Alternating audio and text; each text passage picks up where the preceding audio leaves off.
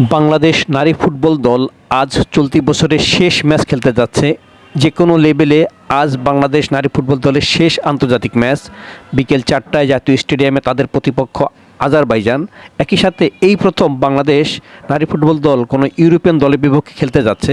FIFA র্যাঙ্কিংয়ে আজারবাইজানের অবস্থান 74 আর বাংলাদেশ আছে 104-এ।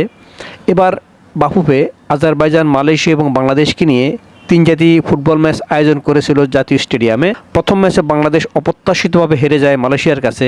আগে যে মালয়েশিয়াকে হাফ ডজন গোলে অর্থাৎ 6-0 হারিয়েছিল সাবিনা মাসুরারা, সেই মালয়েশিয়ার কাছে এবার আফিদা খন্দকার প্রান্তিরা 0-1 গোলে হেরেছে। ডিফেন্সের ভুল, ফরওয়ার্ডদের গোল মিস, গোলরক্ষকের ভুল সবের যোগফল হিসেবে বাংলাদেশ সেই ম্যাচে 0-1 গোলে হেরেছিল। বিপরীতে পরের ম্যাচেই আজারবাইজান 2-0 হারিয়ে দেয় মালয়েশিয়াকে। ফলে আজারবাইজান এবং বাংলাদেশের আজকে হলো শেষ ম্যাচ। এই ম্যাচের মাধ্যমে কে সিরিজে সেরা কিন্তু প্রমাণিত হবে। বাংলাদেশ যদি 2-0 গোলে বা তারও বেশি ব্যবধানে জিততে পারে তাহলে তারাই সিরিজে এগিয়ে থাকবে। আজারবাইজান মধ্য এশিয়ান দেশ, তাদের ফুটবলের অর্থাৎ নারী ফুটবলে তাদের যাত্রা শুরু 2006 সালে। বাংলাদেশের মতোই বাংলাদেশ ঠিক 2003-4 সালের দিকে নারী ফুটবলে পদার্পণ করেছিল। বাংলাদেশের প্রথম আন্তর্জাতিক ম্যাচ খেলা হয়েছিল 2005 সালে। গত বছর আজারবাইজান 2টি ম্যাচ খেলেছিল রাশিয়ার সাথে, 2টি ম্যাচই তারা হেরেছিল 0-1 গোলে। আর এবছর আজারবাইজানের টানা 3 ম্যাচে জয়, অর্থাৎ তারা মালয়েশিয়ার সাথে ম্যাচের আগে কাজাকিস্তানকে 2-1 গোলে এবং 1-0 হারিয়েছিল। অবশ্য বাকি ম্যাচগুলোতে তাদের রেজাল্ট ততটা ভালো নয়। লিথুনিয়ার কাছে 0-5 গোলে 0-2 গোলে হেরেছিল, বেলারুশের কাছে 0-3 এবং 0-2 হেরেছিল। অবশ্য তারা মন্টিনেগ্রোর সাথে 1-1 গোলে ড্র করেছিল এবং আরেক ম্যাচে গোল শূন্যতে ড্র করেছিল। সেই মধ্য এশিয়ান দেশ যাদের ফিফা র্যাঙ্কিং 74, তারা প্রথমবারের মতো বাংলাদেশের প্রতিপক্ষ হতে যাচ্ছে ফুটবলে। আর বাংলাদেশের নারী ফুটবল দলেরও প্রথমবারের মতো সাক্ষাৎ ইউরোপের কোনো দেশের সাথে। তো এই ম্যাচে যদি বাংলাদেশ জিততে পারে তাহলে প্রথম সাক্ষাতেই ইউরোপের কোনো দলকে হারানোর স্বাদ পাবে।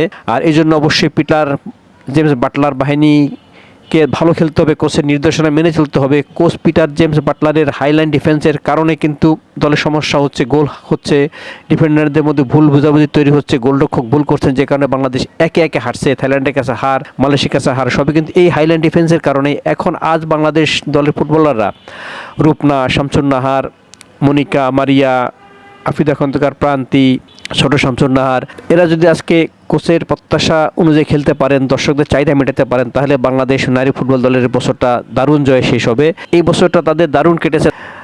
গত বছর তারা সাব জিতেছিল, এবার তারা এশিয়ান কাপে কোয়ালিফাই করেছে। অনূর্ধ্ব 20 নারী সাবে চ্যাম্পিয়ন হয়েছে, অনূর্ধ্ব 20 এশিয়ান কাপে কোয়ালিফাই করেছে। এই সব কিছুরই সফল সমাপ্তি হবে যদি বাংলাদেশ দল আজ জিততে পারে আজারবাইজানের বিপক্ষে। তাহলে ফিফা র্যাঙ্কিংয়ে 104-এ থাকা বাংলাদেশের র্যাঙ্কিং এক ধাপ এগিয়ে আসবে। যদিও তাদের বড় লস হয়ে গেছে মালয়েশিয়ার কাছে হেরে।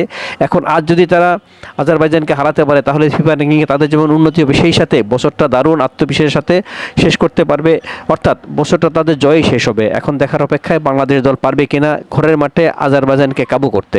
কাঙ্ক্ষিত জয়ের জন্য অবশ্যই ফুটবলারদের দায়িত্ববান হতে হবে। দলের মধ্যে যে গ্রুপিং আছে, কোচের বিরুদ্ধে কয়েক খেলোয়াড়ের যে নীরব প্রতিবাদ চলছে, তারা যে মাঠে বাজে খেলতে ইচ্ছে করে, এই জিনিসটি বন্ধ করতে হবে। প্রয়োজনে সেই খেলোয়াড়দের দল থেকে বাদ দিতে হবে, কোনোভাবেই শৃঙ্খলা ভঙ্গ করা যাবে না। যদিও দলীয় ইউনিটি, সমন্বয়, একাত্মতাবোধ আনা যায়, টিম স্পিরিট বজায় থাকে, তাহলেই বাংলাদেশ জিততে পারবে আজারবাইজানের বিপক্ষে। অন্যথায় এই ম্যাচও বাংলাদেশকে হারের লজ্জা পেতে হবে, যেমনটি তারা হেরেছিল মালয়েশিয়ার কাছে। সোজা কথা, আজারবাইজান কিন্তু ধরাছোঁয়ার বাইরে কোনো দল নয়। বাংলাদেশ দল যদি স্বাভাবিক খেলা খেলে তাহলে 3-4 গোলে জিততে পারবে মধ্য এশিয়ান এই দেশ, মুসলিম দেশটির বিপক্ষে।